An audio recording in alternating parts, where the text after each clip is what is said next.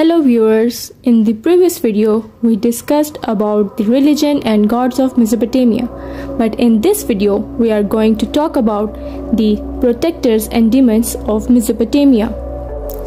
Demons and protectors. The Mesopotamians were sufficiently aware of the dangers and threats of daily life to have developed a whole range of protective rituals. Belief in demons as personifications of such events as bad weather and illness was widespread, and the use of incantations and magic rituals was common, as was the recourse of talismanic protective objects from statues. Another important aspect of Mesopotamian religious belief was the idea that the will of the gods could be established through divination. Winged bull.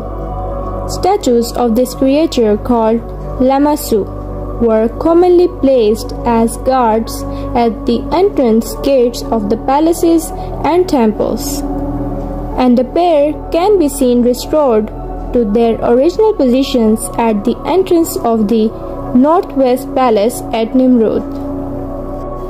Demon of the West Wind. Numerous statues of this bizarre creature, Pazuzu, have been found.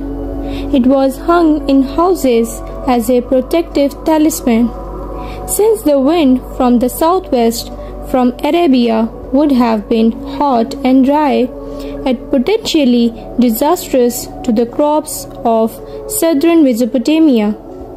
An inscription on the back includes a magic formula to break the wings of the west wind, making the demon powerless against the owner of the talisman. Domestic protectors. Clay models of dogs were very common as protective amulets. The clay was first ritually sanctified with incantations and censing, before being shaped into animals and inscribed and then baked hard. The inscriptions say such things as "Capture of the enemy" or "Don't stop to think, bark." When completed, the amulets were placed with further ceremony in whatever parts of the house they were to protect. Commonly, the doors and windows, although sometimes they were placed in the foundations of the house. Eagle-headed man.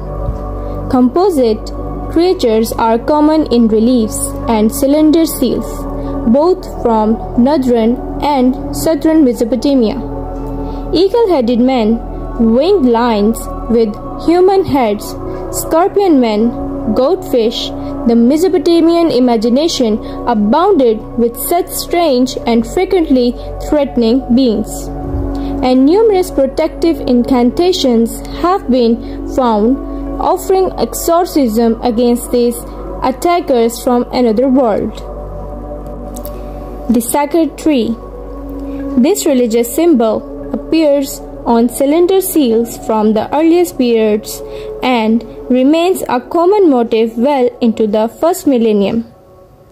Its significance has not been definitely established, though it seems reasonable to assume that it began as some kind of fertility symbol. From simple designs that resemble date palms or conifers, the iconography of the sacred tree developed, so that later versions are highly decorated and stylized. Sargon before the sacred tree.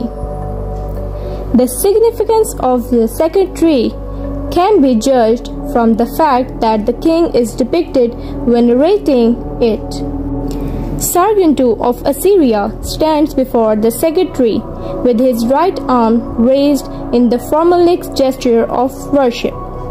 Some kind of ceremony involving the presentation of fruit to the king before the tree is known from reliefs.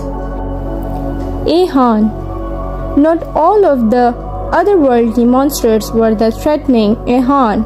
The fishman was supposed to have emerged from the Persian Gulf when the people of southern Mesopotamia were living as savages, and he revealed to them the principles of civilization, including law, literacy, agriculture, and city building.